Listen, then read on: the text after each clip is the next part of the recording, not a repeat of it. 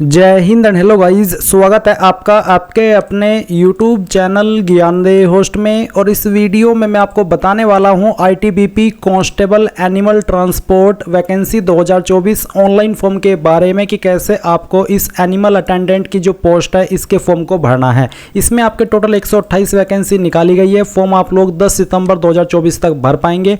कौन सी पोस्ट के लिए कितनी वैकेंसी है वो आप देख सकते हैं। सबसे ज़्यादा वैकेंसी इस वैकेंसी के अंदर कांस्टेबल एनिमल ट्रांसपोर्ट के लिए जो कि 97 है, 97 मेल के लिए, और फिर फीमेल के लिए भी इसमें अलग से 18 वैकेंसी है। और कांस्टेबल कैनल मैन के लिए यहाँ पर कितनी वैकेंसी है वो भी आप देख सकते हैं। और गाइज मैं आपको बता दूं कि ऑलरेडी कांस्टेबल पायोनियर के लिए कैसे फॉर्म को भरना है उसके लिए अलग से वीडियो बना चुका हूँ। तो ये वीडियो वॉच करके अगर आप पायोनियर पर अप्लाई करना चाहते हैं कांस्टेबल की पोस्ट पर तो कर सकते हैं। उसके बाद जो लिंक मैं वीडियो के डिस्क्रिप्शन में दिया हूँ ये आप ओपन करिएगा। इसको ओपन करने के बाद में यहाँ पर इस वैकेंसी की सभी जानकारी आएगी। ये सभी चेक करने के बाद आप इंपॉर्टेंट लिंक के सेक्शन में आकर के अप्लाइंग ऑनलाइन लिंक ओपन करेंगे, आपके सामने ITBP की वेबसाइट आ जाएगी। अब फिर से मैं आपको बताना चाहूँगा कि अगर आपने इस वाली वेबसाइट का इस्तेमाल करके पिछले 3 से 4 साल के अंदर कोई भी फॉर्म भरा है ITBP के अंदर तो आपका रजिस्ट्रेशन होकर के रखा है। आप लॉगिन के ऊपर क्लिक कीजिए और यहाँ पर जो आपने ईमेल ID रजिस्टर की थी वो डालिए, अपना पासवर्ड डालिए और एक कैप्चा कोड डाल करके लॉगिन कर लीजिए। अब कुछ कैंडिडेट का सवाल होगा कि सर मैं जो पासवर्ड है वो भूल चुका हूँ, तो आप रिसेट पासवर्ड पर क्लिक करके यहाँ पर आपका फर्स्ट नेम जो आपने फॉर्म के अंदर भरा था वो, और डेट ऑफ बर्थ जो फॉर्म के अंदर भरी थी वो, फिर नंबर जो आपने उस वक्त रजिस्टर किया था और ईमेल ID ये डालनी है और एक कैप्चा कोड डाल करके सबमिट करना है। उसके बाद गाइज आपको ईमेल मैसेज के माध्यम से यहाँ पर एक न्यू पासवर्ड सेंड कर दिया जाएगा जिसका इस्तेमाल करके आप लॉगिन कर लेंगे। पर गाइज अगर आप फ्रेशर है, इस वेबसाइट का इस्तेमाल करके पहली बार कोई फॉर्म भर रहे हैं तो आपको इसमें रजिस्ट्रेशन करना होगा। इसके लिए आप न्यू यूजर रजिस्ट्रेशन इसके ऊपर क्लिक करेंगे। यहाँ पर आने पर आपको सबसे पहले जो आपका फर्स्ट नेम है वो एंटर करना है। फर्स्ट नेम एंटर करने के बाद में यहाँ पर आप अपना मिडिल नेम एंटर करेंगे। अगर मिडिल नेम नहीं है तो आप इसको खाली छोड़ सकते हैं। देन आपको यहाँ पर आपका लास्ट नेम एंटर करना है। फिर यहाँ पर जो भी आपकी ईमेल ID है वो आपको एंटर करनी है। ईमेल ID को दोबारा डाल करके वेरीफाई कर देनी है। देन आप यहाँ पर एक पासवर्ड क्रिएट करेंगे। पासवर्ड आपका किस तरह का होना चाहिए उसका आप यहाँ पर एग्जाम्पल देख लीजिए। तो बेसिकली आपके पासवर्ड के अंदर इंग्लिश का कैपिटल वर्ड, स्मॉल वर्ड, कोई स्पेशल कैरेक्टर जैसे कि $, ये साइन आपको यूज करना है। एंड यहाँ पर फिर आपको कोई डिजिट भी इस्तेमाल कर लेना है। तो कुछ इस तरह का पासवर्ड आपको क्रिएट कर लेना है। पासवर्ड क्रिएट करने के बाद में आप यहाँ पर आएंगे, इस पासवर्ड को दोबारा डाल करके वेरीफाई कर देंगे। देन यहाँ पर आती है डेट ऑफ बर्थ। तो आपको यहाँ पर कैलेंडर के ऊपर क्लिक करना है। पहले आपका यहाँ पर बर्थ का ईयर सेलेक्ट करना है, फिर यहाँ से आपको मंथ सेलेक्ट करना है और फिर डे सेलेक्ट कर लेना है, तो आपकी डेट ऑफ बर्थ आ जाएगी। इसके बाद आता है सिक्योरिटी क्वेश्चन। तो यहाँ पर आपको काफी सारे सिक्योरिटी क्वेश्चन देखने को मिल रहे हैं। इनमें से कोई भी एक सिक्योरिटी क्वेश्चन आपको सेलेक्ट कर लेना है एंड फिर उसका कोई भी आंसर आपकी चॉइस के अकॉर्डिंग रख लेना है। एंड ये जो आप सिक्योरिटी क्वेश्चन सेलेक्ट कर रहे हैं ये आपको तब काम आएगा जब आप अपना पासवर्ड भूल जाएंगे और आप उसको रिकवर करने की कोशिश करेंगे। तो ऐसे में आपको इस क्वेश्चन का आंसर देना होगा जो कि अभी आपने बनाया, तभी आप अपना पासवर्ड रिसेट कर पाएंगे। अब यहाँ पर बेसिकली आपको आपका ये जो कैप्चा कोड है वो एंटर करना है। एंटर करने के बाद में जो भी जानकारी आपने यहाँ पर भरी है इन सभी को वेरीफाई करना है क्योंकि बाद में एडिट का मौका नहीं मिलेगा। फिर आप सबमिट के ऊपर क्लिक करेंगे। सबमिट के ऊपर क्लिक करने के बाद में क्या होगा कि आपकी जो आपने ईमेल ID यहाँ पर रजिस्टर किया उसके ऊपर एक ईमेल जाएगी जिसमें कि एक एक्टिवेशन लिंक दिया है। तो आपको जैसे ही ईमेल प्राप्त हो वो लिंक ओपन करना है। ओपन करने के बाद में आप यहाँ पर लॉगिन के पेज पर आ जाएंगे। अब आपको यहाँ पर आपकी रजिस्टर्ड ईमेल ID एंटर करनी है जो कि अभी आपने रजिस्टर की है। एंड फिर जो पासवर्ड अभी आपने बनाया वो पासवर्ड आप यहाँ पर डालेंगे, ये कैप्चा कोड फिल करेंगे एंड देन लॉगिन कर लेंगे। अब जैसे ही आप लॉगिन कर लेंगे, लॉगिन करने के बाद में आपके सामने कुछ ऐसा इंटरफेस आ जाएगा। मेरा जो अकाउंट है इस वेबसाइट के ऊपर पहले से बना हुआ है इसलिए मैं यहीं से आपको जानकारी बताने वाला हूं। तो बेसिकली आपको करना क्या है, आपको यहाँ पर प्रोफाइल डिटेल्स के ऊपर क्लिक करना है। इस पर क्लिक करने के बाद कुछ जानकारी आपकी यहाँ पर दी हुई होगी जो कि अभी आपने रजिस्ट्रेशन के वक्त में भरी है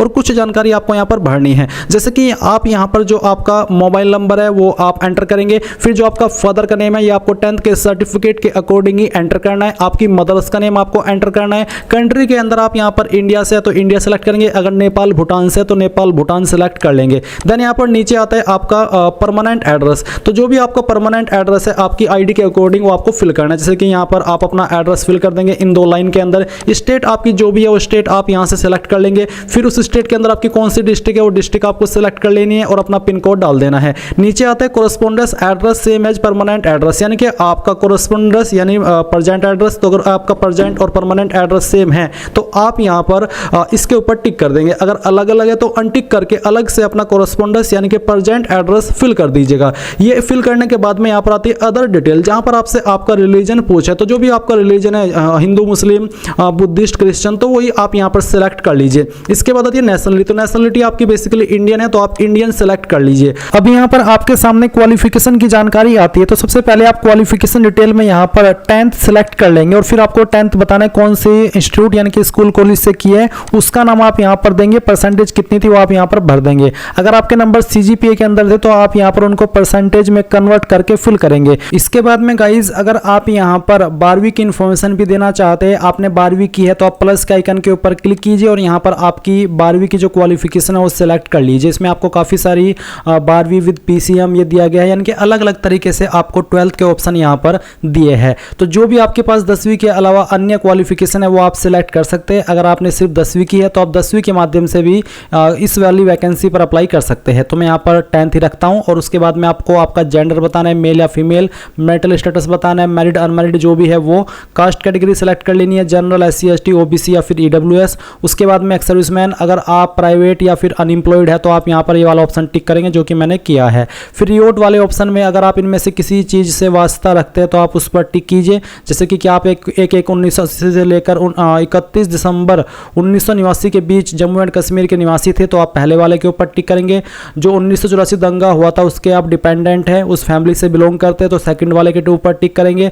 2000 दंगों जो हुआ था उसके आप विक्टिम हैं, अगर हाँ तो तीसरे वाले के ऊपर टिक करेंगे। एंड जैसे कि मैंने कहा कि अगर आप किसी से भी वास्ता नहीं रखते इनमें से तो आप 4th वाले ऑप्शन पर टिक कर देंगे। फिर आप यहाँ पर नीचे की तरफ आएंगे और उसके बाद आप सबमिट के ऊपर क्लिक करेंगे। सबमिट के ऊपर क्लिक करने के बाद ये जानकारी आपकी सबमिट होगी। फिर आपको अपलोड इमेज वाले सेक्शन पर आना है। मैं ये फॉर्म डेमो के लिए भर रहा हूँ तो मैंने यहाँ पर एक रैंडम फाइल अपलोड करके रखी है। आपको ध्यान देना कि आपके फोटो का साइज 30 से 100 KB के बीच में और सिग्नेचर का साइज 15 से 30 KB के बीच में होना चाहिए। तो आप चूज फाइल के ऊपर क्लिक करेंगे और जहां पर भी फोटो फाइल है वो सिलेक्ट करेंगे और ओपन कर देंगे। इस तरह से वो आपकी फाइल यहां पर आ जाएगी और उसके बाद आप आपका साइन सेलेक्ट करेंगे। फिर आपको यहां पर टिक करना है और उसके बाद सबमिट कर देना है। जैसे कि मैंने अभी यहां पर फोटो को रिप्लेस किया है तो देख सकते हैं आपका फोटो इस तरह से आ जाएगा।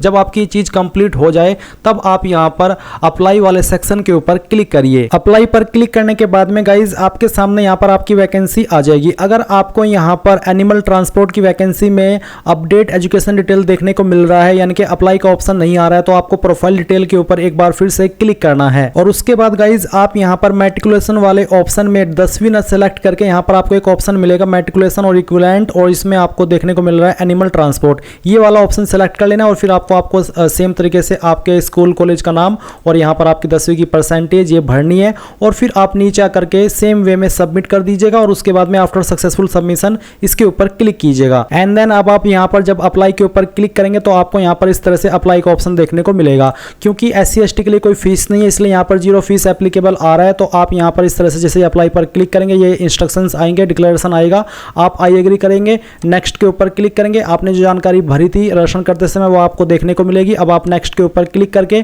यहां से आई एग्री करेंगे एंड देन सबमिट कर देंगे। सबमिट करने के बाद आपका फॉर्म सबमिट हो जाएगा और आप यहां पर माई एप्लीकेशन के ऑप्शन के ऊपर आकर के एप्लीकेशन फॉर्म पर क्लिक करके आपके एप्लीकेशन फॉर्म का प्रिंट ले सकते हैं। प्रिंटर नहीं है तो PDF के रूप में सेव कर सकते हैं और बाद में प्रिंट करा लीजिएगा। इस तरह से गाइज आप लोग आपका ITBP constable animal transport form भर पाएंगे। आई होप ये प्रोसेस आपको पसंद आया होगा। So thanks for watching. जय हिंद।